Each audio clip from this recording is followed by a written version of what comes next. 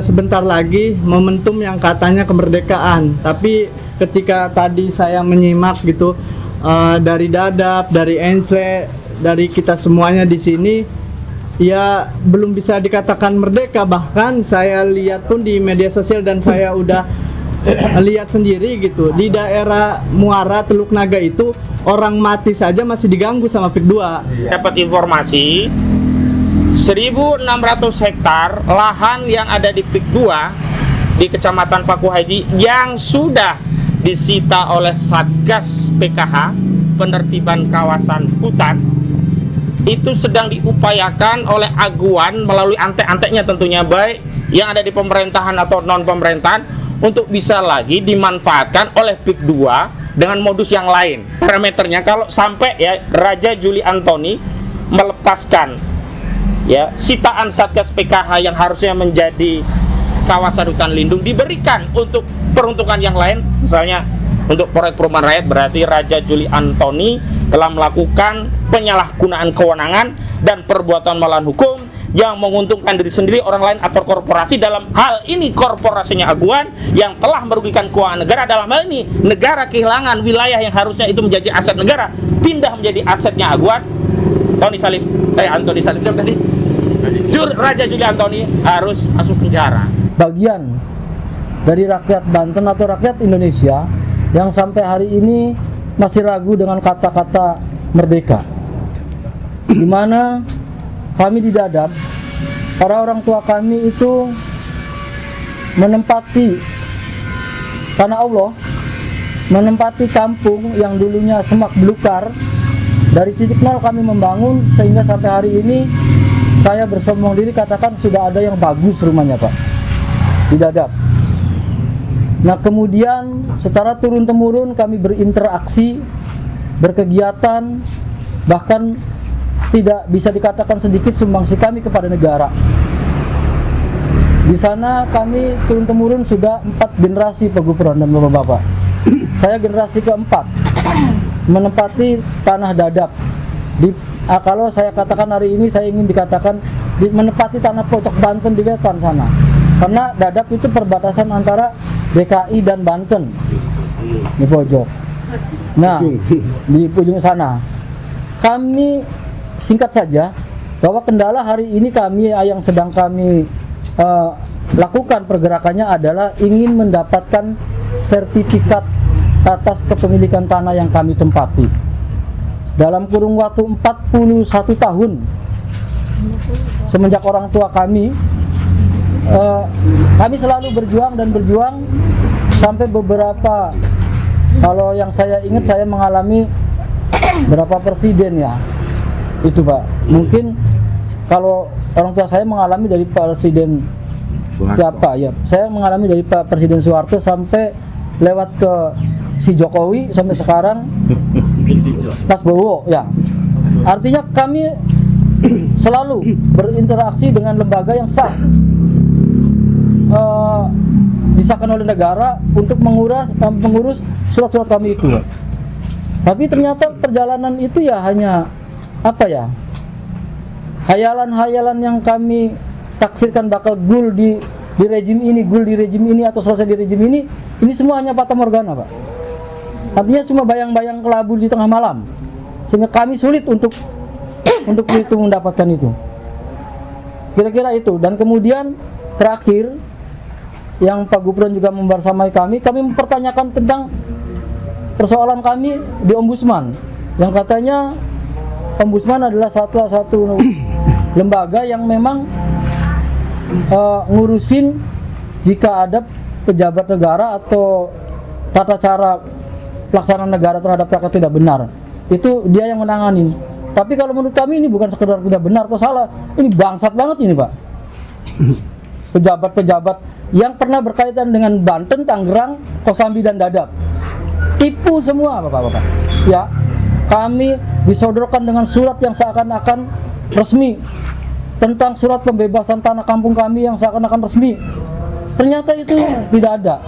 Karena orang tua kami tidak pernah menyerahkan tanah itu kepada pihak manapun, termasuk pelopor pembangunan Bandara Soekarno-Hatta PT JIAK. tidak ada. Tapi hari ini berkembang, Pak.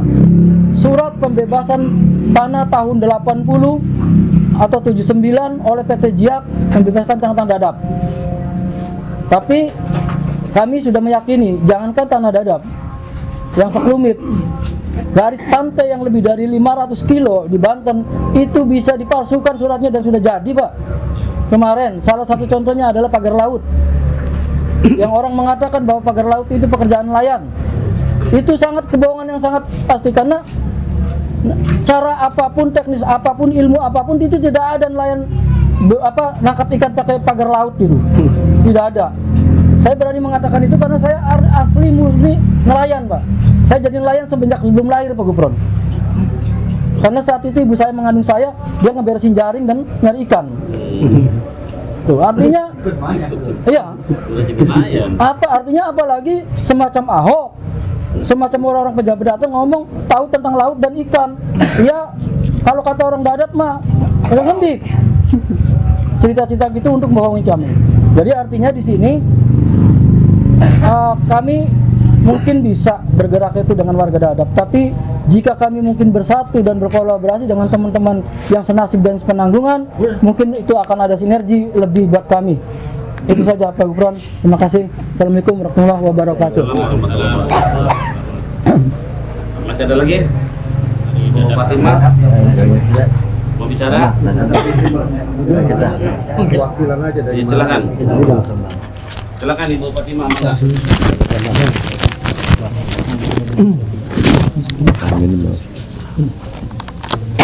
Assalamualaikum warahmatullahi wabarakatuh. Waalaikumsalam. Terima kasih dalam perjalanan untuk menyelesaikan sertifikasi tanah itu. Masih Nggak gini, bisa kenceng. masih gini wataknya udah.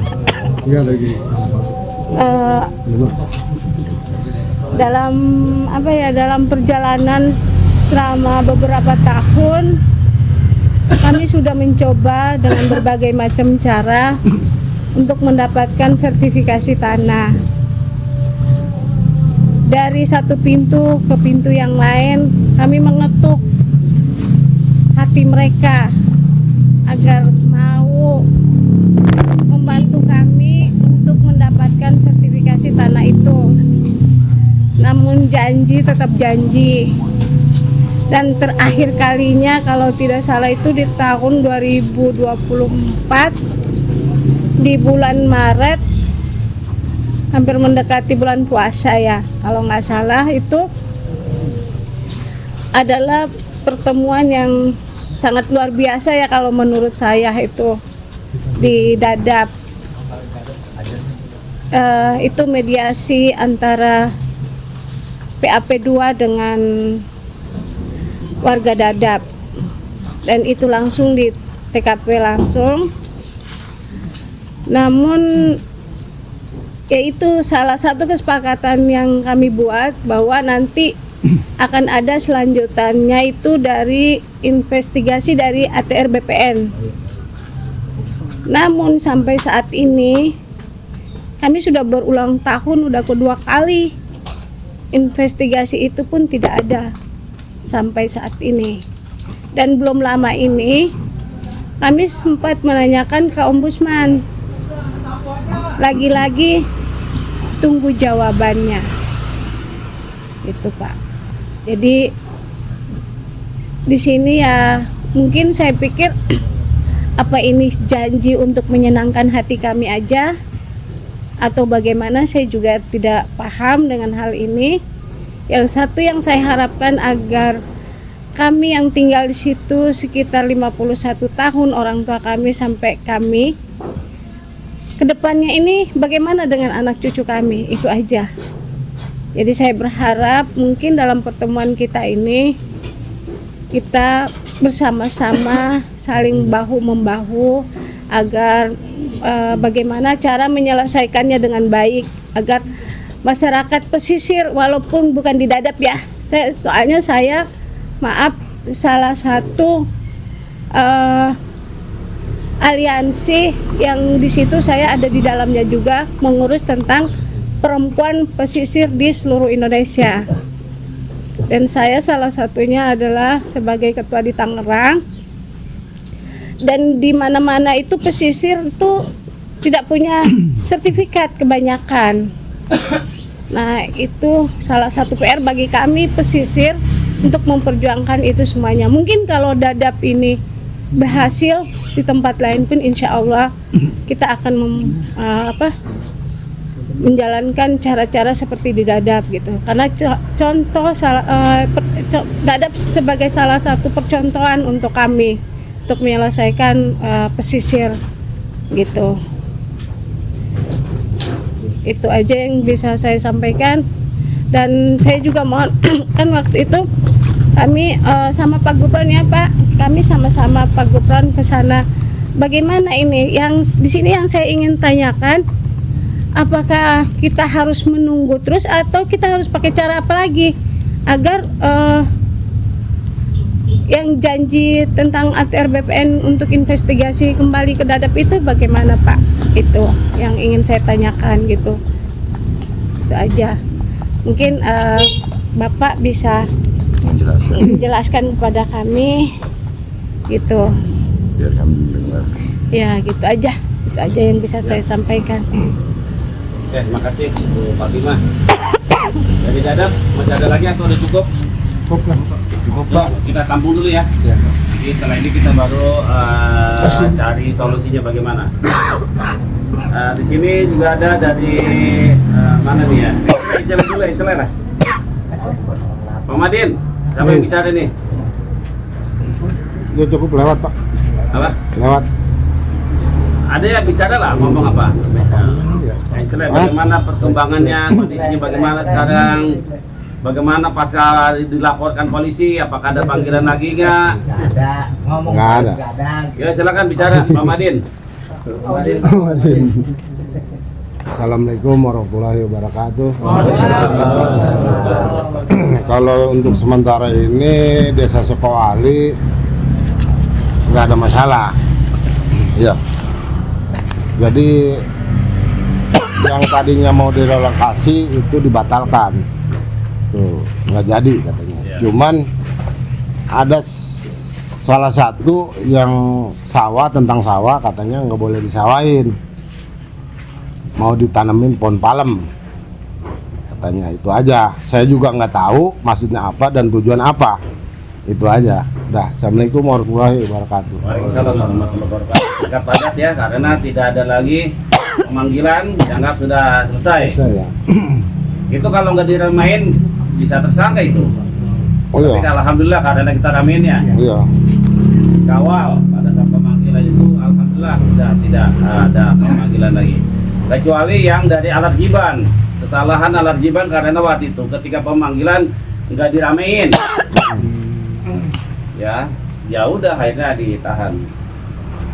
Oke, kemudian dari mana nih? Muncung, coba Muncung. Gimana situasi Muncung perkembangannya nih? Kalimalang. Silakan.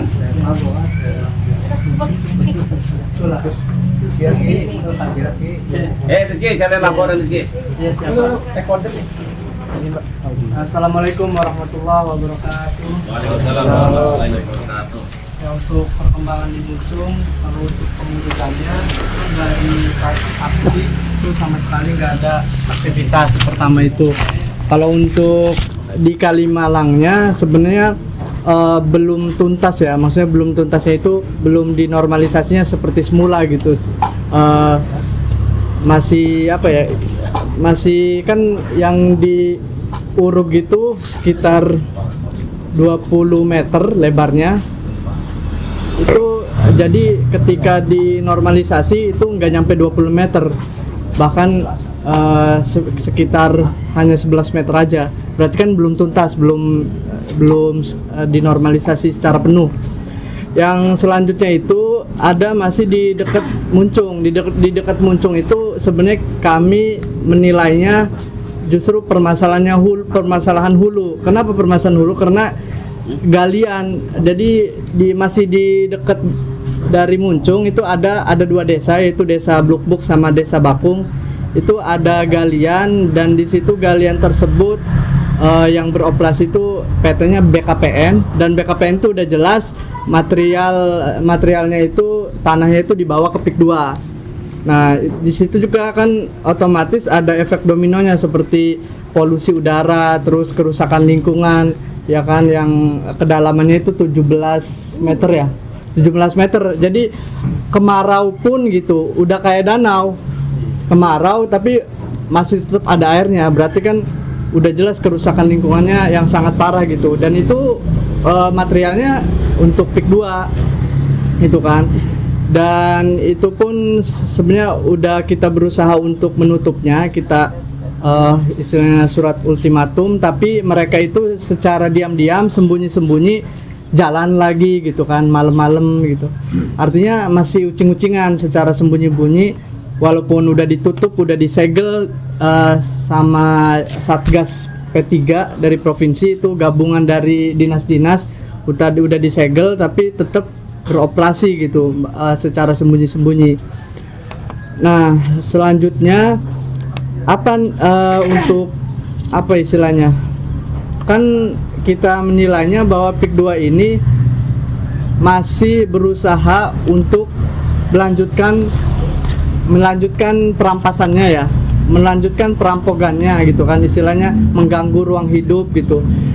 Maka dari itu apa nih gitu untuk selanjutnya perlawanan dari masyarakat ini agar PIK 2 ini ya benar-benar stop gitu kan, tidak melanjutkan perampasannya atau tadi kerusakan lingkungan. Bahkan tadi saya pun baru tahu bahwa yang diplang oleh Satgas PKH itu yang di hutan lindung itu udah dicabut. Ya berarti kan ini PIK 2 ini belum menyerah gitu untuk melawan rakyat Banten gitu, memaksakan kehendaknya untuk merampas dan merusak lingkungan di pesisir Banten. Nah, jadi tuh untuk rencana-rencana kedepannya kami juga kemarin dari Koalisi Rakyat Banten sama FKPN itu mengirimkan surat itu merupakan permohonan permintaan data ya, permintaan data. Yang pertama data terkait galian C di Banten ini titiknya di mana aja gitu, kita pengen tahu gitu kan. Dan ketika pengen tahu otomatis dipilah gitu kan, ada kita mintanya data legalnya dari SDM, berarti kan nanti yang enggak ada surat perizinnya berarti ilegal gitu, selain data yang kita minta di SDM tersebut gitu. Nah, itu pun ketika dinyatakan legal pun gitu oleh SDM, kita juga patut curiga, istilahnya jangan-jangan ini pun dilegalkannya secara pesanan by order gitu. Maka dari itu kita mengirimkan surat permohonan permintaan data ke SDM dan ada 3, dan Dinas Lingkungan Hidup sama Dinas Perikanan Kelautan ya, DKP, Dinas Kelautan dan Perikanan. Nah, itu semuanya untuk menyelesaikan permasalahan dari hulu gitu. Ketika galian C itu kita udah tutup semua gitu, otomatis mereka juga kehilangan material-material untuk menguruk tanah-tanah rakyat gitu kan. Jadi pertama itu yang akan kita lakukan ke depan. Dan selain permintaan data, kita juga ada audiensi ya. Jadi sekaligus ya, audiensi iya, permintaan data iya. Nah, selanjutnya untuk dibersamai juga oleh semuanya gitu. Kita itu sebentar lagi momentum yang katanya kemerdekaan, tapi ketika tadi saya menyimak gitu dari Dadap, dari Ence, dari kita semuanya di sini, ya belum bisa dikatakan merdeka. Bahkan saya lihat pun di media sosial dan saya udah lihat sendiri gitu, di daerah Muara Teluk Naga itu orang mati saja masih diganggu sama PIK 2. Iya. Jadi kuburan-kuburan itu mereka pindahin gitu kan. TKP tempat pemakaman TPU ya. TPU itu mereka gusur dari Desa Muara dan sekitarnya lah. Jadi istilahnya kalau kita bilang bahwa momen 17 Agustus ini kita harus rayakannya dengan nuansa perjuangan gitu kan. Bukan dengan euforia justru kan, karena memang belum merdeka gitu. Ya kan? Akan tetapi ya pejabat-pejabat kita justru merayakannya dengan euforia gitu. Tapi di sini kita menunjukkan mereka merayakan dengan simbol-simbol euforia mereka, dan kita juga harus menunjukkan bahwasannya kita perjuangan juga dengan simbol-simbol bahwasannya nanti 17 Agustus itu akan diadakan upacara di tempat pengurugan oleh PIK 2 juga di daerah Desa Muncung, Kecamatan Kronjo, itu dengan setengah tiang gitu kan. Jadi setengah tiang itu merupakan simbol berduka. Jadi banyak simbol-simbol untuk berduka, salah satunya setengah tiang biasanya digunakan untuk meninggalnya para pahlawan, terus rakyat yang masih susah gitu, belum merdeka, itu kita juga menggunakan simbol-simbol tersebut untuk perlawanan. Jadi acara di Muncung itu nanti upacaranya setengah tiang itu kan sebagai simbol perlawanan, dan juga nanti setelah upacara ada mimbar bebas. Mimbar bebas itu bisa diisi dengan orasi-orasi perlawanan gitu kan, terus dengan puisi. Intinya mengeluarkan unek-unek kita, permasalahan-permasalahan yang sedang terjadi, yang dimana tidak pantas kita merayakan kemerdekaan karena memang belum merdeka gitu. Orang mati aja masih diganggu gitu, apalagi orang hidup gitu kan. Tadi itu. Maka dari itu mohon dibersamai untuk 17 Agustus ini, dan juga nanti akan ada audiensi juga, bisa dibersamai juga. Ke depan itu kita jadi fokusnya itu ke tata ruang, ya informasi dari Pak Khalid juga, tata ruang dan permasalahan hulu, yaitu menutup semua galian C yang ada di Banten, termasuk kemarin juga rame-rame di Bojonegara, isunya itu pelebaran jalan, ternyata masalah utamanya itu galian C gitu kan. Jadi selebar apapun jalan, kalau galian C-nya nggak ditutup, tetap masyarakat beraktivitas nggak bisa, karena lalu lalang mobil yang sumbu 3 ya, mobil tonase yang besar, yang dimana itu sudah jelas melanggar gitu kan. Banyak sekali gitu PR kita, maka dari itu saya berharap agar semuanya bersatu membersamai setiap langkah perjuangan ke depan gitu. Karena ini sebenarnya titik utamanya adalah mereka itu oligarki mengganggu ruang hidup kita gitu kan. Siapapun itu oligarkinya. Walaupun tadi ada di Dadap, di Bojonegara, di pesisir Tangerang Utara, itu sama saja itu bagian dari oligarki yang mengganggu ruang hidup kita. Maka dari itu cara melawannya juga harus bersatu gitu kan. Mungkin itu saja yang bisa saya sampaikan, kurang lebihnya mohon maaf. Wassalamualaikum warahmatullahi wabarakatuh. Ya, makasih Rizky. Jadi ada rencana-rencana ya? Iya. Masalah menutup pengurugan Galian C, Galian C. Sama 17 Agustus. 17 Agustus. Tapi setengah tiang. Setengah tiang. Simbol berduka. Sudah ada pembina upacara yang baca proklamasi sampai ini. Ada nih, tinggal tunjuk aja nih. Iya, nanti teknisnya bisa dibicarakan sini. Pakai baju-baju kita ala zaman dulu melawan VOC, Ya. bagaimana kan? Itu perlu itu. Bisa. Atau pakai bawa Siapa yang mau diculik dulu? Oh, kan? Iya gitu loh, bikin itu loh. Teater. Oke. Mimbar bebas. Dari Pontang silakan Kang Heri atau siapa lah. Jadi Bu Heri ya. Iya, sudah. Sama Luhur adalah kayak Bunda Umi lah ya. Lah, Udah orang tahu kan. Hari gimana? Gimana Ki? Akibat go. Nah, ya.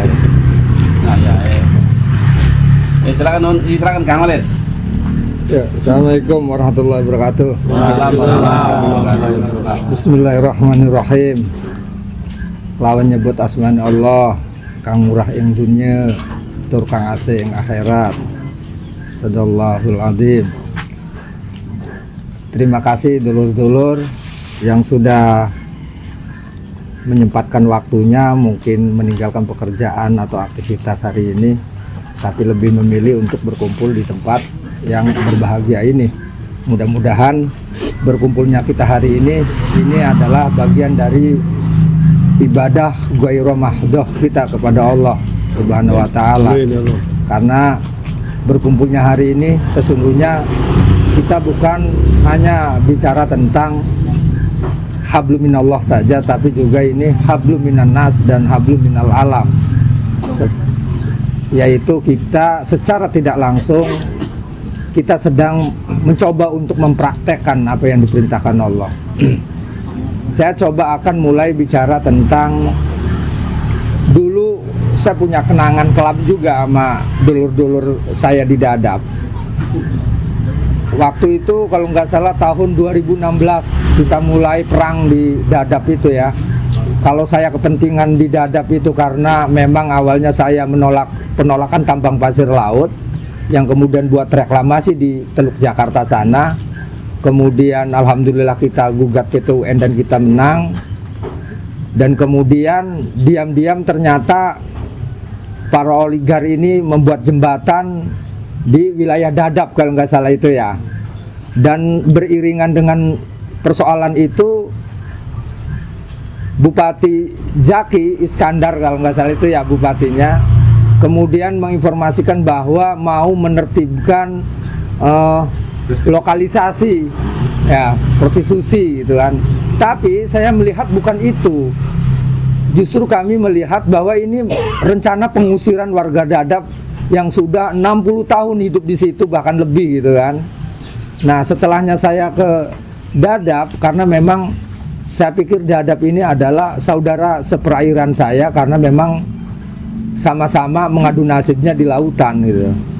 Otomatis ketika Dadap ada persoalan, ini juga persoalan saya juga di Serang. Akhirnya saya mencoba, akhirnya ketemu dengan Pak Ustadz ya. Waktu itu ketemu dengan Pak Ustadz dan teman-teman yang lain. Dan sampai akhirnya ternyata benar bahwa Dadap ini memang sengaja mau diusir. Cuman bagaimana cara mengusirnya? Caranya dia mengemas sebuah isu seolah-olah dia ini mau menertibkan tempat prostitusi. Biar bupati ini terkesan baik di muka publik. Padahal sisi dalamnya adalah mau mengusir masyarakat Dadap. Dan sampai akhirnya kemudian pada waktu itu Ombudsman Pusat memberikan bahwa tindakan Bupati Tangerang ini maladministrasi. Dan sampai akhirnya kemudian mencoba masyarakat Dadap ini mendorong untuk bikin sertifikasi gratis ya waktu itu, Corona itu. Nah, cuman dari situ karena saya punya persoalan lain gitu kan, karena ada hal yang belum beres, belum lagi persoalan kasus tambang pasir laut yang kemudian di situ masyarakat kami di sana gantung jaring, nggak bisa nelayan karena dampak bekas penambangan pasir laut. Akhirnya saya terpisah tuh Pak Gufron. Nah, alhamdulillah disambungkan kembali dengan persoalan yang memang ini juga persoalannya berantai ya, sambung menyambung gitu. Kemarin persoalannya adalah reklamasi Teluk Jakarta, kemudian PIK 1 dan merambah ke PIK 2 yang hari ini banyak persoalan. Dan kemudian ada pagar laut. Benar apa yang dikatakan Pak Ustadz, itu bukan swadaya masyarakat, tapi bagaimana mereka mau menggarong kedaulatan kita sebagai masyarakat Banten. Dan ternyata bukan hanya itu, kejadian banjir juga hampir sepertinya nanti juga musim hujan yang akan datang juga Tangerang pasti akan tenggelam lagi. Karena bagaimanapun serapan air di wilayah pesisir ini adalah tempat berkumpulnya semua air yang ada di hulu, pasti larinya ke hilir. Cuman persoalannya di wilayah hilirnya seperti sungai, tambak, persawahan ini mulai diuruk. Bahkan di Tanjung Pasir, di Tanjung Burung itu udah ada reklamasi yang dilakukan oleh PIK 2. Belum lagi persoalan di Bojonegara sana yang perusahaan-perusahaannya juga sudah mulai mereklamasi Ada yang 60 hektar, ada yang 40 hektar, ada yang 250 hektar hari ini mereka juga sedang melakukan itu. Nah, lagi-lagi reklamasi ini kan materialnya adalah dari hulu, yaitu bagaimana mengambil atau membuat tambang galian C, misalnya gunung-gunung batu, sawah-sawah perbukitan, ini mereka keruk. Nah, celakanya pemerintah kita hari ini tidak pernah memikirkan tentang bagaimana hubungan ekologi mereka gitu. Yang padahal hubungan ekologi ini harus dipahami secara mendalam, yaitu hubungan kita dengan alam itu adalah hubungan seperti jasad dengan ruh yang nggak bisa dipisah. Kalau seandainya jasadnya rusak, otomatis ruh kita juga akan meninggalkan jasad kita. Gitu. Begitu juga dengan alam semesta, karena bagaimanapun alam semesta ini ruhnya adalah manusia. Betul. Jika alamnya rusak, jasadnya rusak, maka yang rusak juga otomatis manusia. Akhirnya yang terjadi bencana alam terus menerus. Kita selalu dihadapkan dengan persoalan-persoalan bencana alam. Nah, kembali ke persoalan bagaimana sih kemudian langkah apa yang harus kita lakukan hari ini? Yang jelas kita sama-sama mempunyai persoalan, dan kalau dikatakan nasib, ya nasibnya sama gitu. Nasib di masyarakat Dadap itu persis juga nasibnya orang-orang Teluk Naga. Nasibnya orang Teluk Naga sama persis juga nasibnya orang Kerunjo, bahkan sampai wilayah Bojonegara sana. Kemarin juga ada yang ditangkap itu orang Bojonegara itu gara-gara menolak reklamasi. Nah, kalau seandainya kita ini cara berjuangnya masing-masing gitu kan, yang satu ke sini, yang lainnya ke sana gitu, ini otomatis para pelaku kejahatan ini akan senang melihat kita masih tercerai-berai. Satu-satunya jalan adalah kita harus bersatu padu, menyatukan visi dan misi kita. Yang jelas bagaimanapun perjuangan ini kan banyak orang juga, kelompok-kelompok yang punya kepentingan gitu kan. Jangan sampai artinya orang-orang yang mempunyai kepentingan yang sesaat ini juga mencoba untuk memasukkan atau menancapkan kakinya ke tempat-tempat atau teman-teman atau dulur-dulur yang sedang perjuangkan, sehingga perjuangan kita yang harusnya goal justru malah selesai di tengah jalan karena ada orang-orang yang coba masuk untuk mengambil alih perlawanan ini, dan kemudian sebenarnya tujuannya sesaat buat bergen saja. Ini yang harus kita hindari gitu. Nah, makanya saudara-saudara juga harus menilai mana orang-orang yang konsisten, yang istiqomah berjuang, dan mana orang-orang yang memang ini kepentingan sesaat saja. Ciri-ciri kepentingan sesaat itu pasti perjuangannya sesaat, dan ciri-ciri orang-orang yang istiqomah pasti perjuangannya istiqomah terus menerus gitu. Nah, paling satu-satunya cara bagaimana supaya semua wilayah pesisir Banten ini kita anyam, kita satukan gitu. Terserah nama organisasinya apa, nama lembaganya apa, yang penting kita satukan persepsi, satu tujuan.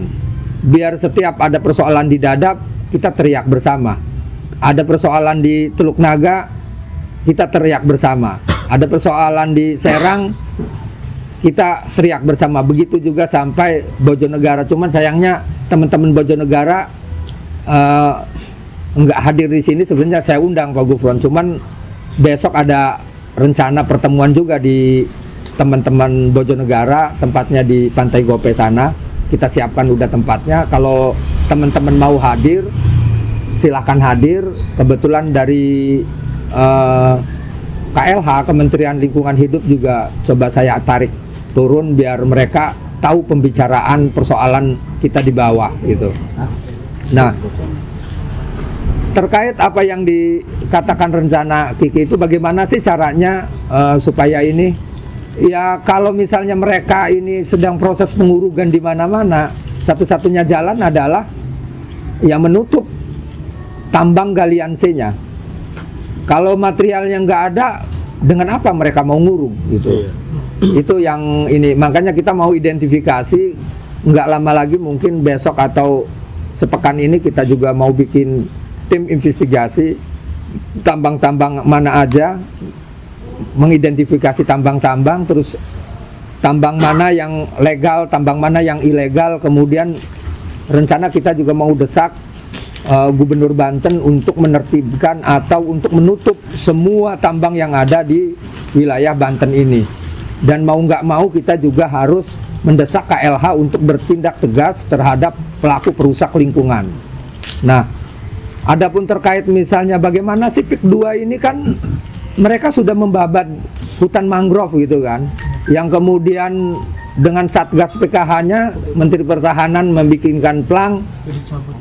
Nah, mereka ini kan hanya membuat plang itu di sekitaran, di lahan sekitar 40 hektar di wilayah ini.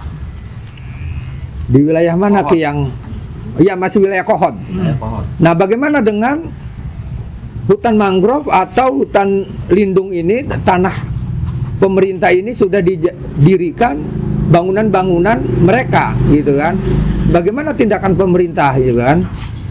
Nah, ini yang kita juga harus, sepertinya kita juga harus sowan juga ke Menteri Pertahanan agar supaya Menteri Pertahanan ini agar jangan melakukan, kalau bahasa pontangnya mah tindakannya samar, abu-abu lah, kelabu gitu kan, setengah sepotong gitu kan tindakannya. Maksudnya biar tegas menyeluruh apa tindakan pidananya, kemudian hukumannya apa, ini juga harus kita desak gitu kan. Sepertinya kalau kita nggak desak pemerintah juga nanti malah pemerintah terkesan tidak dimonitoring oleh rakyatnya gitu. Nah, mudah-mudahan dengan kejadian kita kumpul di sini, ini adalah bagian dari bagaimana untuk mempersatukan kita. Adapun misalnya acara besok nanti 17-an itu sebenarnya itu adalah simbol perlawanan saja. Tapi yang kami harapkan adalah bukan hanya terhenti di situ, tapi kita juga harus action, mempraktekkan apa yang menjadi pola cita. Apa yang kita pikirkan saat ini tentang hak ruang hidup kita, kita harus praktekkan itu. Jangan hanya wacana di grup-grup saja, puas dengan selesai membuat wacana di grup, kemudian setelahnya kita tidur, kita lupa akan persoalan kita. Tapi kita harus mempraktekkan.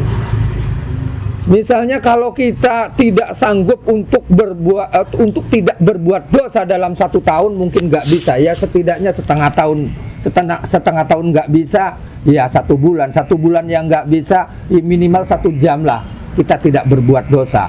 Nah, maksudnya ketika 1 jam kita tidak berbuat dosa, 1 jam lagi kita tidak berbuat dosa.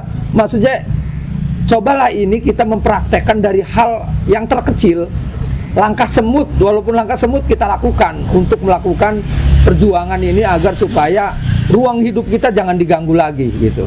Ketika ada yang mengganggu, kita bareng-bareng melawan gitu. Karena kalau kita masing-masing melawan ini mereka keenakan gitu. Karena bagaimanapun mereka lebih punya uang terlebih dahulu, mereka punya lebih dulu kekuasaan, mereka lebih dulu punya jaringan, sehingga kalau kita nggak bersatu, ini kemungkinan kita akan lelah sendiri gitu kan. Kalau misalnya gampang sebenarnya makan gini, misalnya anggaplah Khalid jauhkan aja dengan media, nanti juga capek sendiri, nanti juga lelah sendiri, ya mati sendiri gitu kan. Gampang mereka itu melakukan hal-hal seperti itu ke kita. Tapi setidaknya kalau kita berprinsip bersama-sama, bersatu padu, mati 1 tumbuh 1000, mati 1 tumbuh 1000. Bahkan kita pun harus sebenarnya kaderisasi perlawanan ini gitu. Nggak boleh selesai di kita, kemudian generasi kita malah justru tidak meneruskan langkah perjuangan orang tuanya. Kan kita ini kan meneruskan perjuangan leluhur-leluhur kita dulu.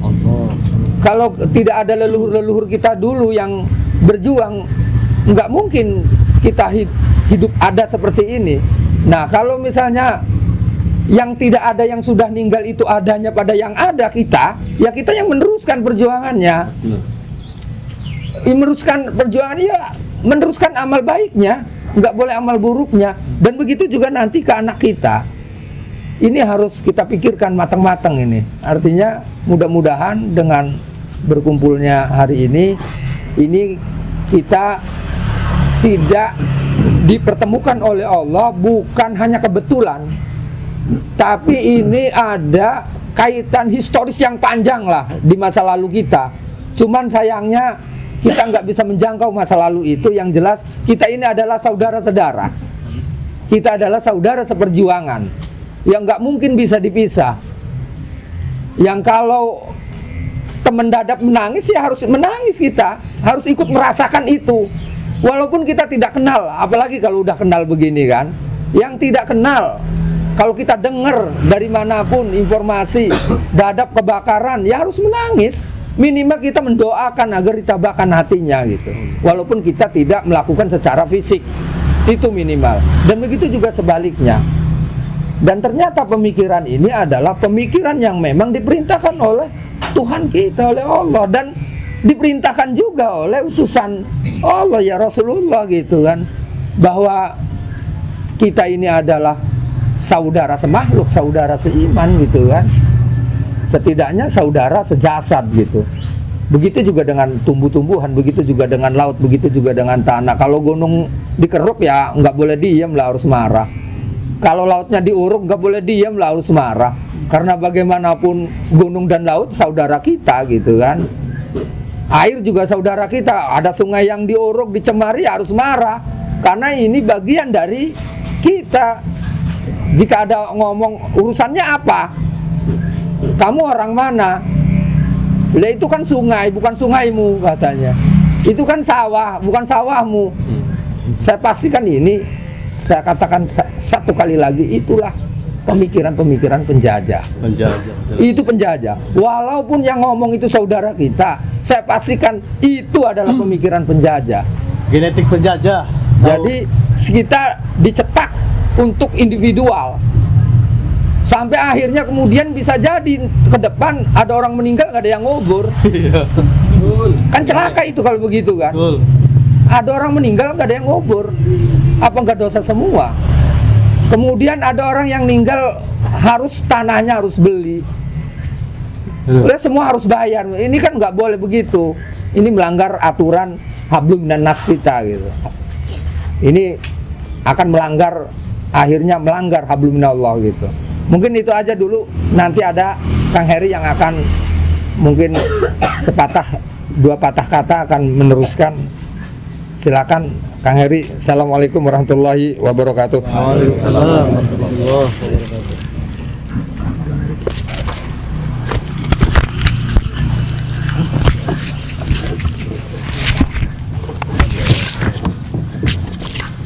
Pak Charlie be semangat ya Pak Gufron ya. Masa wong gitu semangat. Baik, assalamualaikum warahmatullahi wabarakatuh. Waalaikumsalam warahmatullahi wabarakatuh. Dulur-dulur sekalian, perkenalkan nama saya Heri, saya dari Pontang, dari Front Kebangkitan Petani dan Nelayan. Kalau saya tadi mendengar persoalan-persoalan yang saudara-saudara terangkan dari mulai Dadap, ya kan, terus kemudian hampir di seluruh pesisir dari mulai Dadap, Kosambi, Teluk Naga, Kemeri, Mawok, Keronjo sampai ke ujung, bahkan ke ujung selatan sana di wilayah Tanjung Lesung sana. Jadi seluruhnya memang mengalami konflik perampasan ruang hidup seluruhnya itu. Terakhir kita juga mendampingi masyarakat di Bojonegara, di mana mereka lautnya telah direklamasi dan nelayan ruang hidupnya atau areal tangkapnya itu semakin dipersempit, dan itu terjadi keseluruhan. Dan saya kira perjuangan ini akan panjang. Saya teringat apa yang dikatakan oleh Milad Kundera bahwa perjuangan melawan ketidakadilan itu adalah perjuangan ingat melawan lupa. Jadi pergumulannya sedekat itu sebetulnya. Selama negara ini tidak berpihak kepada masyarakat, selama mereka lupa bahwa rakyat adalah pemilik sah republik ini. Selama kita lupa bahwa aparat-aparat baik penegak hukum, aparat pemerintah, mereka adalah pelayan-pelayan kita sebetulnya, yang kita serahkan daulat kepada mereka untuk mengurus kita. Sejauh pemahaman itu tidak melekat di masyarakat dan tidak disadari oleh pemerintah, maka konflik itu akan terus berlanjut sampai kapanpun. Nah, ini terkait dengan pesisir. Lagi-lagi saya katakan bahwa selama negara ini gagal memaknai pesisir secara utuh, maka konflik perampasan ruang hidup selamanya akan berjalan di situ, ya kan? Karena konstitusi kita sudah mengatakan bahwa bumi, air, dan segala yang terkandung di bawahnya itu dikuasai negara dan untuk kesejahteraan rakyat. Betul. Dan ada juga putusan dari Mahkamah Konstitusi nomor 3 tahun 2010 bahwa wilayah pesisir itu adalah ruang publik yang tidak boleh diprivatisasi. Itu sudah ada sebetulnya putusannya gitu. Lalu kenapa kemudian diberikan izin konsensi-konsensi yang ada di wilayah pesisir yang itu secara tidak langsung melegalkan privatisasi itu? Akses terhadap nelayan kemudian terganggu, ruang hidup nelayan kemudian juga terganggu, akses terhadap masyarakat terhadap ruang hidupnya juga terganggu. Seperti ketahui, kalau kita memaknai pesisir secara utuh, di mana dia adalah lokasi yang yang saling berkaitan satu sama lain, antara manusia, antara tumbuh-tumbuhannya, antara biotanya, antara ekonominya, sosial, semua berkaitan di situ. Ketika salah satu saja terganggu, maka akan mengganggu semua ekosistem yang ada di wilayah pesisir. Dampaknya apa? Dampaknya adalah masyarakat kehilangan pekerjaannya, kayak gitu kan. Tidak lagi kemudian orang melaut, tidak ada lagi orang yang jual pakan, tidak. Jadi rantai distribusi atau rantai ekonomi secara lokal, secara genuine gitu ya, secara genuinnya itu juga akan hilang. Dampak selanjutnya yang jelas adalah bencana alam, banjir, rob, dan kayak gitu kan, hilangnya terumbu karang, mangrove, segala macam. Yang terjadi adalah ketika di wilayah Tangerang reklamasi, di wilayah Bojonegoro reklamasi, dampaknya adalah wilayah Pontang tenggelam. Paling tidak 5 tahun terakhir ini gitu kan, belum pernah merasakan seluruh tambak itu tenggelam. Kalau sekarang ini hampir setahun tuh 3-4 kali tenggelam, jadi satu lautnya. Karena adanya reklamasi terjadilah perubahan arus gitu kan. Ketika kemudian ada yang menjorok, wilayah tertentu yang menjadi cekungan, ini terjadi abrasi yang masif, ya kan? Terus kemudian kalau terjadi banjir rob, ini akan tenggelam semua gitu. Apalagi kemudian ada penguruban sehingga air resapan juga tidak ada. Maka kita mencoba mencari akar permasalahan sebetulnya di mana sih gitu kan. Satu, tadi adalah negara gagal memaknai pesisir secara utuh gitu kan. Yang kedua, mereka menerapkan rezim izin gitu kan. Dan kuncinya adalah di tata ruang di situ. Pintu masuknya di tata ruang gitu. Selama tata ruangnya tidak berubah, kondisi existingnya masih misalnya sesuai dengan daya dukung dan daya tampungnya, seharusnya tidak boleh tata ruang itu dirubah. Hari ini tata ruang diciptakan atau dibuat itu atas dasar pesanan tertentu. Contoh misalnya, mana mungkin yang kondisi existingnya adalah wilayah perikanan dan pertanian untuk wilayah seluruh pesisir utara Banten ini, tiba-tiba keseluruhannya dijadikan wilayah industri. Dan kita tahu ternyata ada rencana PIK 2 mau menguasai seluruh di pesisir utara Banten, hampir 100.000 hektar kalau misalnya hitung ke wilayah persawahannya kan kayak gitu kan. Nah, ternyata dari pesanan itu kemudian dirubahlah tata ruangnya gitu. Tanpa pernah melibatkan partisipasi publik yang bermakna, tanpa pernah melibatkan pemilik sah republik ini gitu tuh.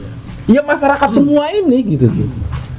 yang dalam konstitusi bahwa daulat tertinggi adalah di tangan kita ini sebetulnya. Harusnya yang dimintai persetujuan adalah kita ini yang ada di pesisir kan kayak gitu kan. Tentu saja melibatkan para pakar lah kan kayak gitu kan. Bagaimana kemudian secara ekologinya kayak gimana, sosialnya kayak gimana kan kayak gitu kan. Kondisi yang benar-benar tahu adalah masyarakat setempat gitu. Nah makanya ke depan kita mencoba untuk, karena hari ini memang tata ruang di wilayah provinsi itu sudah dirubah keseluruhannya menjadi wilayah industri, sedangkan untuk di kabupaten dan kotanya itu masih belum. Nah tahun-tahun ini antara 2005 dan 2007 kabupaten dan kota itu dipaksa untuk menyesuaikan dengan provinsi. Nah makanya kita bagaimana caranya untuk menghambat itu? Jangan sampai kabupaten dan kota mengikuti aturan RT/RW provinsi gitu. Nah di Kabupaten Serang khususnya kami sudah melakukan tekanan kepada pihak DPRD maupun ke Pemkabnya gitu kan, untuk tidak mengikuti aturan yang di atasnya, tata ruang nomor 1 tahun 2023 gitu kan, walaupun secara hierarki aturan gitu kan harus atas dulu gitu, tetapi ada mekanisme keberatan di situ. Kalau misal kondisi existingnya tidak boleh berubah atau tidak sesuai dengan kondisi existing untuk industri atau industri properti gitu kan, yang harus berubah ya harus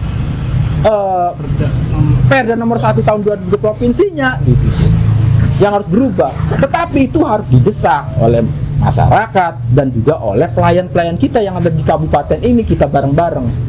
Provinsi udah pernah kita senggol, walaupun yang menemui ketua DPRD ya, atas nama Fahmi Hakim, ketua DPRD, tetapi dia tidak membawa seluruh fraksi atau komisi-komisinya, hanya sendiri gitu. Tapi kita sudah mengingatkan itu gitu, bahwa ada mekanisme keberatan yang kemudian ini harus dibawa ke forum tata ruang gitu kan, bahwa tata ruang provinsi itu tidak sesuai dengan kondisi daya dukung dan daya tampung wilayah pesisir utara Banten dan harus berubah gitu. Silakan nanti dibawa ke forum ruang, dan juga ada alternatif dari teman-teman bahwa itu melalui gugatan gitu tuh. Kalau melalui gugatan itu bisa saja diambil ya, mungkin nanti yang paham tentang hukum, tetapi walaupun juga agak pesimis ketika ini dibawa ke wilayah gugatan, kemudian katakanlah di judicial review ya, itu kan sidangnya tertutup.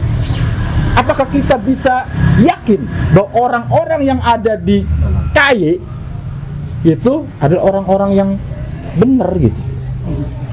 Gitu tuh. Itu kan artinya sejauh atau sependek pengetahuan saya memandang peradilan hari ini ya banyak peradilan yang apa ya tempat gulipat lah gitulah gitu ya.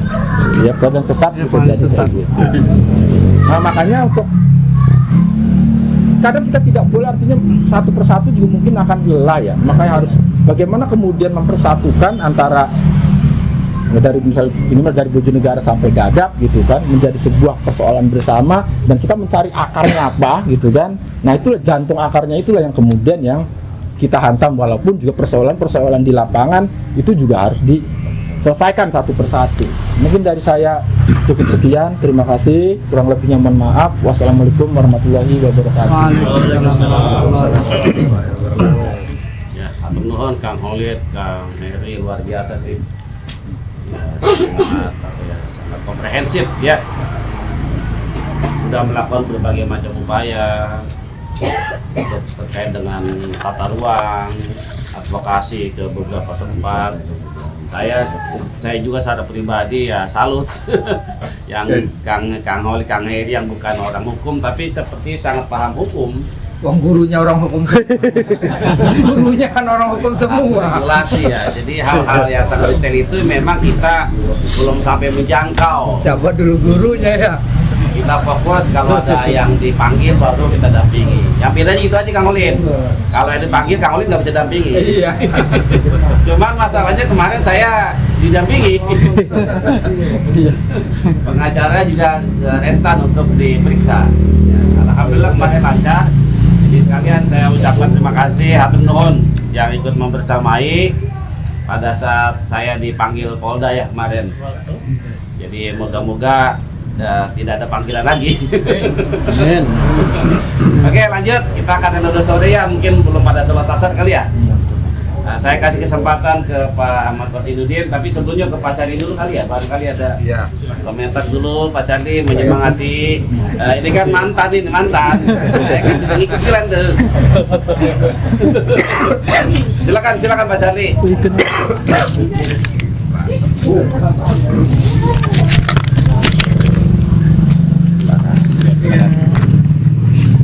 Ceritain Pak Ahmad Basiruddin, mungkin kalian kenal. Pak Budi mau bicara nanti.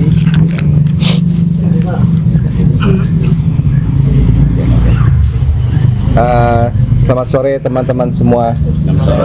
Jadi setelah saya mengalami 1 tahun penjara, ternyata waktu berlewat begitu cepat dan saya sangat bahagia kita kembali ke titik ini untuk bicarakan mengenai PIK 2. Dan ternyata saya baru tahu juga setiap kali kita bicara mengenai PIK 2, customer mereka makin takut beli. Amin. Nah, jadi mungkin ini salah satu hal yang perlu kita pertimbangkan. Apa yang saya tadi bilang dulu, kita kempeskan dompet mereka. Kalau kita terus bersuara, mana ada yang mau beli PIK 2 gitu kan. Nah, itulah tekanannya. Dan memang faktanya banyak sekali customer sekarang yang menghindari pembelian di situ sampai benar-benar semuanya beres. Jadi mungkin itu aja dari saya. Tetap suarakan terus karena ada dampaknya lumayan besar juga. Biarpun pemerintah masih meninggalkan kita ya, tapi hasilnya ada. Itu aja mungkin. Makasih. Terima kasih Pak Charlie ya. Jadi dengan suara kita setidaknya mempengaruhi bisnis mereka ya. Memang kita mungkin tidak bisa menghentikan, tapi secara bisnis mereka sangat terganggu. Investor mikir-mikir, konsumen juga mikir-mikir untuk beli. Oke, selanjutnya beliau mungkin sekaligus penutup ya. Barangkali tadi sudah sampaikan Bang dari Dadap ya, tadi sudah jelaskan kondisinya teman-teman. Silakan statementnya. Baik, bismillahirrahmanirrahim. Assalamualaikum warahmatullahi wabarakatuh. Waalaikumsalam warahmatullahi wabarakatuh. Saya coba berikan perspektif baik pada kasus Dadap, kemudian Ronjo sama Enclek, Ronjo sama yang terakhir Muncung. Bukan, Kontang. Ya. Baik, dua perspektif yang harus selalu kita jadikan suluh atau pemandu dalam proses perjuangan kita. Yang pertama tentu perspektif syar'i, perspektif akidah. Yang kedua baru kita masuk ke perspektif konstitusi, aturan hukum dalam negara yang menjadi dasar kita lakukan perjuangan atau advokasi. Nah, yang pertama dalam perspektif syar'i, saya mengingatkan kepada saya dan kita semua untuk selalu meluruskan niat perjuangan ini untuk cari ridha Allah, dan ini bagian dari amal soleh pribadi, bahkan amal jariah kita. Dan salah satu amal jariah itu selain jariah dari harta karena kita tidak memiliki harta, jadi jariah dari asar perjuangan kita, ilmu kita. Maka setiap ada kebaikan dari asar perjuangan kita dan itu memberikan manfaat kepada umat, kepada masyarakat, insya Allah itu akan mengirim pahala meskipun kita sudah dipanggil Allah kelak. Nah, dalam konteks itu harus kembali kita ingat bahwa tujuan kita cari ridha Allah, cari pahala, maka tidak akan gampang kalaupun tujuan zahirnya belum tercapai atau bahkan tidak tercapai. Nah, dalam konteks ini saya perlu mengingatkan saya dan kita semua untuk meluruskan niat. Innamal a'malu binniyat wa innama likulli imri'in ma nawa. Jadi semua bergantung kepada niat kita. Kalau niat kita baik, insya Allah dapatnya baik. Ini yakin, tidak ada pahala yang tertukar. Jadi jangan hanya rezeki yang dianggap tidak tertukar. Kan kita selalu bernarasi tentang tidak ada rezeki yang tertukar. Sebaliknya kita harus yakin tidak ada pahala yang tertukar, sehingga apa yang kita lakukan pasti ada pahala yang kita raih dan pasti kita petik di akhirat sebagai kompensasi dari amal kita. Bahkan pohon amal kita itu masih terus menghasilkan buah meskipun kita sudah kembali kepada Allah. Nah, yang kedua terkait dadab dulu, agar perjuangan ini kokoh, kita yakin dan bahkan membela perjuangan ini bagian dari ibadah. Yang pertama, kita harus yakin ada dalil syar'i tentang hak atas tanah tersebut. Jadi kalau kita tidak punya dasar atas hak, maka kita ragu membela hak kita. Tetapi kalau kita jelas punya dasar atas hak, pertama hak syar'i, hak yang dibenarkan oleh Allah, kedua hak konstitusi, hak yang dibenarkan oleh negara, nggak ada alternatif lain dan kecuali kita terus berjuang. Pertama, untuk hak atas tanah, memang Islam itu memberikan dasar-dasar kepemilikan yang oleh Allah diberi predikat sebagai pemilik yang sah. Karena sejatinya kan seluruh alam semesta ini milik Allah. Hanya melalui syariat Allah, Al-Quran dan As-Sunnah melalui Nabi kita, Allah memberikan izin syar'i kepada hambanya untuk memiliki harta sepanjang kepemilikan itu disebabkan oleh as-sababu atamaluk, sebab-sebab kepemilikan yang sah, yang syar'i. Nah, salah satu sebab-sebab kepemilikan tanah itu adalah ihya'ul mawat, menghidupkan tanah yang mati. Man ahya ardon maitatan fahiyalah, barang siapa menghidupkan tanah yang mati, tanah yang tidak ada yang mengurus, tidak ada tanda-tanda kehidupan sebelumnya, lalu dia olah baik dengan menanami, mungkin dengan membawa cangkul di situ, itu menjadi pemiliknya. Dan saudara-saudara kita di Kampung Dadap ini, dalam konteks yang pertama kali datang di situ dan mengelola tanah itu, mereka punya hak syar'i sebagai pemilik tanah, bukan karena warisan, bukan karena membeli, bukan karena hibah, tapi karena ihya'ul mawat. Lalu periode berikutnya ada sebab kepemilikan yang sah, mungkin di antara orang-orang Dadap terjadi jual beli, itu juga sah, walau secara konstitusinya mungkin oper garap dan sebagainya, tapi secara syar'i oper garap itu sebenarnya adalah jual beli gitu. Ada juga yang lewat warisan, mungkin dulu dari orang tuanya diwariskan, itu juga sah. Nah, jadi yang pertama secara syar'i ini adalah hak yang sah, bukan dari gosok, bukan dari ngerampas punya orang, bukan dari nipu. Nah, itu yang pertama, sehingga kita jelas juga, kalau sudah dasarnya jelas, kita juga tegas untuk berjuang. Yang kedua, hak konstitusi. Memang negara kita itu nggak adil ya. Sebenarnya di Undang-Undang UPA ya, dan kemudian ditegaskan PP yang lama, PP 24 1997 itu siapa yang menempati tanah mengelolanya lebih dari 20 tahun, maka dia punya hak untuk memiliki tanah, mengajukan pendaftaran hak atas tanah. Nah, dalam UPA itu sebenarnya ada dua hak pendaftaran tanah. Yang satu inisiatif masyarakat secara partikelir, yang kedua sebenarnya kewajiban negara secara massal.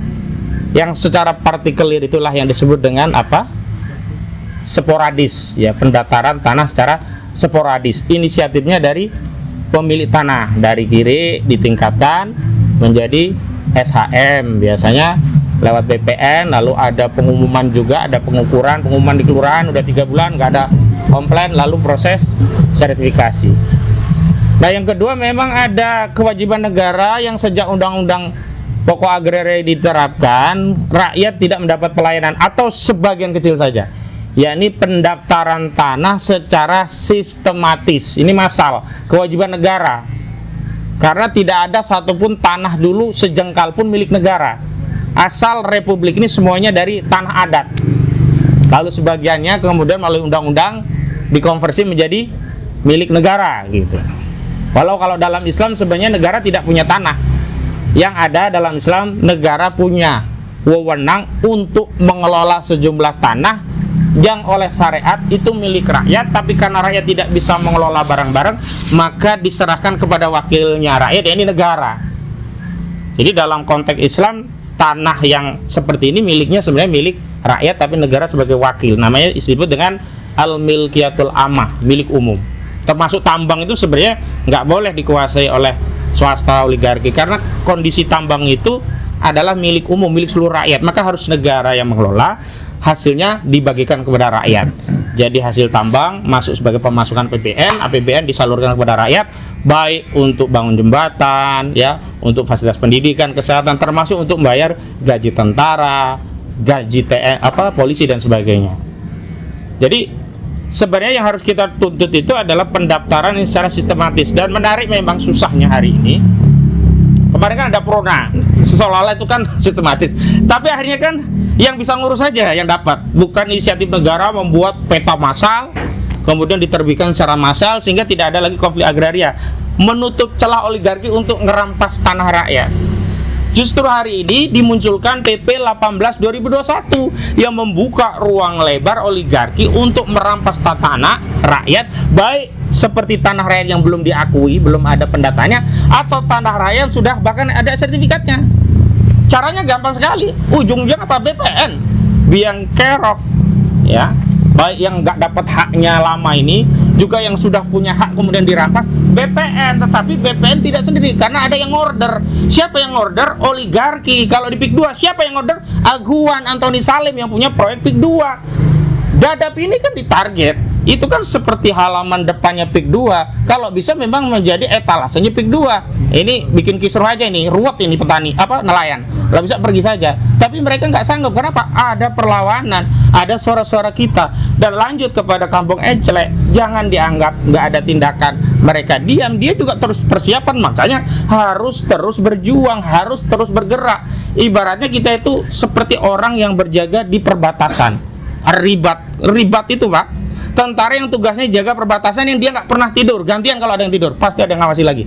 Nah, di kasus perampasan tanah ini jangan ada yang tidur, baik yang di Dadap maupun di Enclek, harus ada terus yang mantau, ngawasi gerak-geriknya. Kadang-kadang juga banyak londo irengnya di antara kita, gitu loh. Kawan kita sendiri yang justru menginformasikan rahasia-rahasia kita. Betul. Nah, hati-hati juga itu londo-londo irengnya itu. Jadi harus terus terjaga, gitu. Nah, masuk kepada yang disampaikan Kang Khalid, Pak Heri juga Rizky. Yang paling penting memang dua hal ini simultan. Hulu, tanah yang untuk nutup harus kita kontrol. Asasnya tata ruang, ketika tata ruang tidak mengizinkan, nggak bisa itu galian masuk, juga selesai. Termasuk hilir, ya, tata ruangnya kalau nggak bisa jadi industri perumahan kan nggak bisa juga diuruk begitu. Tapi atas ikhtiar yang sudah kita lakukan selama ini juga jangan berikan kesempatan mereka untuk melakukan recovery terhadap upaya mereka yang kehilangan tanah rampasan. Nah, dalam hal ini saya dapat informasi 1.600 hektar lahan yang ada di PIK 2 di Kecamatan Paku Haji yang sudah disita oleh Satgas PKH, penertiban kawasan hutan, itu sedang diupayakan oleh Aguan melalui antek-anteknya tentunya, baik yang ada di pemerintahan atau non pemerintahan, untuk bisa lagi dimanfaatkan oleh PIK 2 dengan modus yang lain. Informasi yang saya terima, modusnya adalah untuk membangun perumahan rakyat. Kata kuncinya berarti menteri yang berkaitan dengan perumahan rakyat. Karena itu kita harus tuntut kepada Raja Juli Antoni. Ini ya kameranya. Raja Juli Antoni ini ya, kemarin kan lepas dari kasus korupsi karena nerima gratifikasi, udah lama baru dikembaliin. Coba kalau nggak ada yang ribut pasti itu dikantongin itu ya. Kurang duitnya kayaknya. Oh, kurang ya, makanya dikembaliin ya. Maka Raja Juli Antoni kan dia menerima pengembalian dari lahan yang disita oleh Satgas PKH. Karena awalnya hutan lindung, hutan mangrove, diuruk secara ilegal oleh PIK 2. Kemudian setelah jadi daratan disita oleh Satgas PKH, status quo kembali kepada Kementerian Kehutanan. Maka hanya dua pilihan dari Kementerian Kehutanan. Pertama, kembalikan kepada lahan asalnya, berarti menjadi kawasan hutan lindung 1.600 hektar. Atau yang kedua, hanya digunakan untuk kepentingan negara karena udah jadi tanah misalnya. Tidak boleh kembali kepada kepentingan swasta. Yang saya dengar, kepentingan negara diantaranya akan ada rencana untuk dibangun untuk pangkalan militer, untuk kepentingan pertahanan. Tetapi PIK 2 sedang berusaha agar tanah ini balik lagi ke dia dengan modus dibuat sebagai proyek perumahan rakyat, seolah-olah untuk kepentingan negara, seolah-olah untuk kepentingan rakyat, padahal dia sedang menyelamatkan rampasan tanah mereka yang sudah kadung diuruk. Itu kan ngabisin duit gede tuh. Mereka nggak mau amsong 2 kali di wilayah lautan yang ada 263 SHGB milik PIK 2, IAM dan CIS, Cahaya Inti Setosa dan Intan Agung Makmur. Itu kan sertifikatnya dicabut. Ini pun harus kita pantau. Jangan-jangan kita lupa tiba-tiba dimunculkan lagi itu sertifikatnya, diuruk lagi. Dan entah benar atau tidak, ini arsen harus dipantau nih. Arsen benar-benar di penjara atau sudah jalan-jalan? Karena jangankan arsen, yang sudah inkrah saja, Sylvester Matutida, kita nggak tahu sekarang ini di mana dia, nggak bisa dieksekusi. Apalagi ini di kasus PIK 2, di mana negara sudah kalah dengan Aguan dan Antoni Salim. Bagaimana tidak kalah? Laut bisa ditimbulkan sertifikat, padahal sertifikat itu di mana-mana. Yang namanya sertifikat tanah itu di atas tanah. Masa ada sertifikat tanah di atas laut gitu loh. Ini yang harus kita awasi terus. Makanya capaian-capaian ini tidak hanya ansih karena negara mengambil keputusan itu. Kalau dulu nggak ada Kang Holid, Kang Heri, nggak ada Pak Gufroni, rame soal pagar laut, rame soal PIK 2, rame soal pengurukan, rame soal adanya kecelakaan karena truk-truk lewat, rame macam-macam kita. Nggak mungkin Satgas PGH turun tiba-tiba nyita. Dan saya dapat info konon ya, ini harus diverifikasi. Pelangnya udah dicabut nih. Maka tidak cukup juga negara hadir hanya nancep pelang. Ini sama persis dulu Kementerian Kelautan hanya masang spanduk di pagar-pagar laut. Nggak bisa. Harus ada tindakan konkret negara. Jangan kemudian, nah inilah akhirnya saya melihat kita ini rakyat seperti menjadi yatim piatu. Harusnya negara, pemerintah itu mengasuh kita sebagai anak mereka dengan penuh kasih sayang, penuh perhatian. Justru negara hari ini justru menjadi bagian dari masalah. Justru masyarakat itu sekarang menjadi orang tua asuhnya ya, kayak Pak Khalid ya, Pak Gufroni, Pak Heri. Ini kan jadi seperti orang tua asuh yang benar-benar mikirin rakyatnya. Pak Heri dapat gaji nggak, ada ngurusi kayak gini. Nggak ada gaji, sementara mereka yang benar-benar digaji dari pajak rakyat untuk ngurusi rakyat, nggak mikirin rakyat, bahkan bikin kebijakan yang nyusahin rakyat. Tapi PIK 2 ini hati-hati, karena yang lalu usaha untuk merecover di sitaan agar tetap bisa dimanfaatkan ya, harta jarahan ini ya, agar tetap bisa dimanfaatkan untuk proyek industri properti mereka. Awalnya kan lewat Pemprov Banten, dengan datangnya Nono Sampono ke Wakil Gubernur Banten Dimyati Natakusuma. Tapi Dimyati menyatakan memang tidak punya kewenangan. Ya lempar badan, tetapi intinya kalau kewenangan itu sudah diberikan pusat, lainnya kami siap layani, kira-kira begitulah. Nah di pusat ini sedang mencoba, karena kerjasama pengelolaan kawasan hutan tidak bisa dilakukan oleh Banten karena Banten tidak punya kewenangan. Ini sedang dicoba lewat pusat. Makanya kita harus ingatkan kepada Presiden Prabowo Subianto, jangan sekali-kali memberikan lahan itu kepada PIK 2, baik langsung atau modus yang lainnya, misalnya dengan menjadikan itu sebagai kawasan perumahan rakyat. Hampir sama dengan kasus yang Meikarta. Itu udah banyak masalah, lalu seolah-olah itu diberikan kepada negara. Jadi ya orang-orang yang menuntut seolah-olah akhirnya menuntut negara. Amsyong. Itu kan sama saja menyelamatkan oligarki Meikarta itu. Marwar Sirait lagi, Menteri Perumahan lagi nih bengkeroknya. Makanya Marwar Sirait itu lebih tepatnya menterinya Aguan, bukan menterinya Republik Indonesia. Karena dia lebih ya mementingkan kepentingan oligarki properti. Jadi dia hadir sebagai Menteri Perumahan adalah katalisator untuk memenuhi kepentingan oligarki properti agar kebijakan di dalam ya lingkungan properti itu menguntungkan oligarki properti, kemudahan izin untuk mereka, fasilitas untuk mereka, bahkan lahan-lahan yang harusnya milik publik, milik rakyat dikonversi menjadi olahan mereka sebagai bahan baku mereka untuk jualan industri properti. Jahat ini. Nah menurut saya memang suara ini harus terus. Karena lagi-lagi jangan pernah menganggap kita kecil. Yang besar itu adalah kebenaran kita. Walaupun Aguan Antoni Salim itu besar, dia tetap kecil di mata kita karena dia zalim.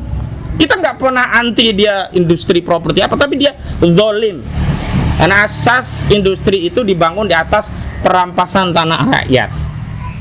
Nah ini yang paling penting. Makanya saya juga ada klien saya ya, Pak Budiarjo, SK Budiarjo, Ketua FKMTI. itu memetakan masalah. Memang salah satu masalah pertanah ini hulunya adalah memang kita harus mintakan perpu tentang bidang pertanahan untuk mengembalikan hak-hak tanah pada pemiliknya yang sah dengan mekanisme apa? Adu hak, alas hak yang paling dasar atas pemilik tanah, gire. Nah, dari situlah nanti semuanya ketahuan. Kok bisa kamu orang nggak pernah ada di sini tiba-tiba punya tanah di sini? Ketahuan kanan kiri nggak pernah ketahuan, nggak kelihatan. Dan mekanismenya saling apa? Saling info. Peta kanan kiri adalah orang-orang yang pemilik kanan kiri. Selesai itu sama saja. Namanya pendaftaran secara masif difasilitasi negara. Perintahnya melalui perpu. Instruksinya nanti langsung dari presiden, keputusan presiden sebagai follow up. Dibentuk tim khusus pengembalian kedaulatan tanah. Di situ ketahuan nanti oligarki itu nyolong tanah banyak sekali. Ketahuan tanahnya Charlie Chandra itu tidak bisa kemudian pindah ke PT apa? Charlie? Mandiri Bangun Makmur milik Agung Sedayu Group yang direkturnya Nono Sampono. Kan Nono Sampono sudah sering kita sebut ini justru menjadi kaki tangan oligarki properti, padahal dia jenderal purnawirawan jenderal TNI di Angkatan Laut. Sedih jadi kita. Jadi kita ngadepinya orang-orang yang harusnya membela kita gitu. Nah, ini makanya kita tetap harus jaga api perlawanan ini, karena sewaktu-waktu negara presiden mau mengambil kebijakan, mereka punya legitimasi untuk mengambil itu. Contoh, presiden kenapa bisa menyita melalui Satgas PKH 1.600 hektar di area PIK 2 ya di Kecamatan Paku Haji dan termasuk di Teluk Naga itu karena ada legitimasi kegiatan kita. Walaupun kita bekerja bukan untuk presiden, kita demi rakyat, tapi biarkanlah semua bekerja. Nah, satu saja ini ya parameternya, kalau sampai ya Raja Juli Antoni melepaskan ya sitaan Satgas PKH yang harusnya menjadi kawasan hutan lindung diberikan untuk peruntukan yang lain, misalnya untuk proyek perumahan rakyat, berarti Raja Juli Antoni telah melakukan penyalahgunaan kewenangan dan perbuatan melawan hukum yang menguntungkan diri sendiri, orang lain atau korporasi. Dalam hal ini korporasinya Aguan yang telah merugikan keuangan negara. Dalam hal ini negara kehilangan wilayah yang harusnya itu menjadi aset negara pindah menjadi asetnya Aguan. Antoni Salim tadi Raja Juli Antoni harus masuk penjara. Jadi ini harus jelas kita statement kita agar apa? Kedaulatan ini terjaga, karena nggak bisa kita ngandalin orang DPR 575 anggota DPR kagak ada fungsinya dalam urusan PIK 2. Nggak ada apa manfaatnya, nggak ada faedahnya itu 575. Nggak peduli dari partai apapun, PDIP kah ya, PKB kah, PKS kah, Demokrat kah, PAN kah, Golkar kah, bahkan partai penguasa Gerindra, nggak ada manfaatnya dalam urusan perampasan tanah, nggak ada suaranya. Zong. Nah, karena itu jangan berkecil hati bahwa kita ini sebenarnya orang-orang yang masih tersisa dan terus melakukan perbaikan, dan ya al-batil itu hanya akan kalah kalau al-haq disampaikan, disuarakan, jangan hanya dipendam dalam batin kita. Maka saya terima kasih Pak Gufroni diundang. Di antaranya selain untuk dakwah, saya juga melepaskan kejengkelan di dada saya. Demikian, wassalamualaikum warahmatullahi wabarakatuh. Waalaikumsalam. Allahu Akbar. Allahu Akbar. Alhamdulillah banyak mendapatkan pencerahan ya. Ya, memang saya sengaja mengundang beliau supaya kita bisa mendapatkan spirit perlawanan. Karena kalau kita dilepas ini, seakan-akan ini kan perjuangan masing-masing nih, berjuang. Tapi tidak ada spirit perlawanan, khawatir lama-lama akan menjadi redup. Jadi rencana memang kita kumpulkan dari beberapa desa, beberapa wilayah supaya perjuangan ini tidak berjuang masing-masing. Tidak hanya ngurusin dadap-dadap gitu ya, ence-ence. Jadi sejak awal saya tetap ingin menjadi sebuah satu ikatan. Gitu. Jadi sehingga kalau ada terjadi hal-hal di daerah dadap, misalnya kita ikut bantu, yang ada di Encele, yang ada di Pontang, ada yang di Kronjo, Alarjiban, semuanya kita membersamai. Insya Allah saya secara pribadi akan tetap bersama Bapak Ibu semua untuk ya melakukan upaya-upaya yang bisa kita lakukan, apalagi kalau udah masuk ranah kepolisian, ranah hukum, kami akan pasang badan. Walaupun resiko akan tetap ada. Ya, jadi apapun yang terjadi kita tetap berserah diri kepada Allah Subhanahu wa taala. Dan Allah adalah sebaik-baik penolong dan pelindung untuk kita semua. Saya kira karena ini sudah sore ya, mungkin ada yang mau disampaikan teman-teman, ada yang mau bicara di sini, monggo. Ada, silakan. Ada Pak Lurah mana? Pak Rajudin mau bicara. Ayo di. Boleh saya bicara? Ya silakan, Pak siapa? Waalaikumsalam warahmatullahi wabarakatuh. Dari Kamu Baru Dadap check-in. Setelah kumpulan ini kita bikin kekuatan grup karena kita juga di sana itu kurang lebih ada 6.000 jiwa, ada 6.000 jiwa, 3 EW. Di sini di grup ini cuma datang 16 orang. Yang berjuang itu cuma diputar-putar cuma itu doang gitu. Gitu. Kalau bisa kan digabung nih jadi satu, jadi lebih saling sinergi lah, itu saling menguatkan. Daftar hadir itu aja. Bikin daftar ya. Nanti digabung itu aja dari saya ya. Assalamualaikum warahmatullahi wabarakatuh. Kalau itu saya bisa langsung tahu ya. Kita ini ya di luar Dadap ya Pura. Kita sudah ada namanya grup Koalisi Rakyat Banten. Koalisi Rakyat Banten itu sebenarnya bukan sebuah organisasi yang berbadan hukum, tapi ini sebagai semacam mungkin ikatan secara informal. Jadi tidak ada ketua bendahara selanjutnya, tidak ada juga berbadan hukum. Tujuannya apa? Supaya ini kita bisa merangkul semuanya yang lain. Jadi kalau teman-teman mau Dadap misalnya, nanti beberapa orang bisa kita masukkan dalam grup itu untuk sharing-sharing, karena selama ini memang kita untuk Dadap hanya saya aja tahu mungkin gitu ya, tapi teman-teman yang lain kan nggak tahu. Jadi saya mau ikat, kalau berkenan ya nanti kita sambungkan. Dan kalau boleh ya nanti kita teman-teman kita berkunjunglah ke Dadap ya. Ya, saya soalnya enak itu ikan bakarnya itu. Beliau dulu sebelum masuk ke Dadap juga kan dulu ya. Iya benar. Kang Holid juga sudah, nanti teman-teman saling silaturahmi lah. Ya karena memang dari Dadap sampai Bojonegara itu akan ditandai. Ya nanti ada kita masuk ke dalam grup beberapa, nanti silakan undang yang lain ya sebagai informasi, sebagai bentuk kita untuk menjaga-jaga ya dari rencana-rencana apa mungkin londoiran atau apa gitu ya. Oke, saya kira itu mungkin udah sore. Terima kasih. Salat asar kita. Bapak Ibu semua, terima kasih. Semoga sehat selalu. Amin. Kita terus konsisten dalam berjuang ya untuk menegakkan kebenaran dan keadilan. Saya sebagai rumah untuk diri, terima kasih semuanya, dan saya mohon maaf atas segala kekurangan. Terima kasih Pak Budi, Pak Cardi, semuanya, Pak Haji Fuad yang telah membantu untuk konsumsinya. Terima kasih para YouTuber yang sudah datang. Ya mudah-mudahan ini bisa diangkat, bisa diviralkan kembali. Terima kasih. Mari kita akhiri sama-sama dan baca hamdalah. Alhamdulillahirabbil alamin. Terima kasih dari saya, kurang lebihnya mohon maaf. Nasrun minallah wa fathun qarib wa basyiril mu'minin. Wassalamualaikum warahmatullahi wabarakatuh. Aku numpang salat sini aja bentar ya. Iya. Salaman dulu, salaman apa ini selanjutnya tuh? Clearing. Oh iya. Halal bihalal. Apa selawatnya apa tuh? Sallallahu alaihi wasallam. Salawat. Ngerti ya dari sana ya sini. Lanjut.